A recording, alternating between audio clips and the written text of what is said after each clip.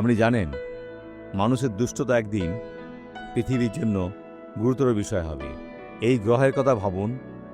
আজ 800 কোটি আর কিছু হাজার ব্যক্তি রয়েছে। আর কিছু দিনে কয়েক লক্ষ হয়ে উঠবে।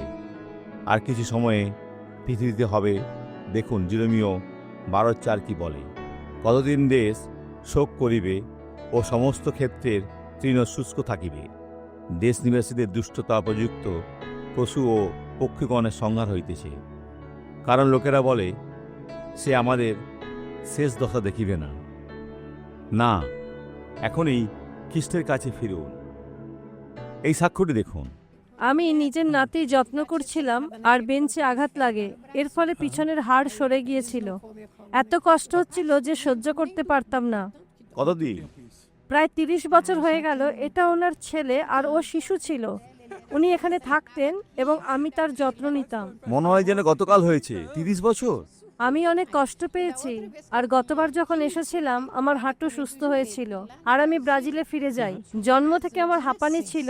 তারপর আমি সান্তা কসাতে উপস্থিত হই, যেখানে ডাক্তারের অফিস থেকে বেরিয়ে যাওয়ার সময় সবার আওয়াজ পাই। রাস্তা পেরিয়ে আমি মণ্ডলীতে আসি আর আপনি প্রচার করছিলেন আর আপনি সুস্থতার বিষয়তে ভাবানি করছিলেন। আমার আর হাঁপানি নাই আর এখন যন্ত্রণা অনুভব হচ্ছে না। না, আপনাকে নিজের সত্য কাহিনী নাটক করতে হবে, কারণ এখানে অনেক অলৌকিক কার্য হয়েছে। ও ঈশ্বরের গৌরব! 3টি মহান আশ্চর্য কার্য। আসুন প্রার্থনা করি। পিতা, প্রার্থনা করি, মধ্যস্থতা করি, সমস্ত মন্দকে ধমক দিই, বলি, মন্দ আত্মা, এ ব্যক্তিকে ছেড়ে দাও, চলে যাও। ইহা একটি আজ্ঞা, যিশুর নামে। ঈশ্বর আশীর্বাদ করুন।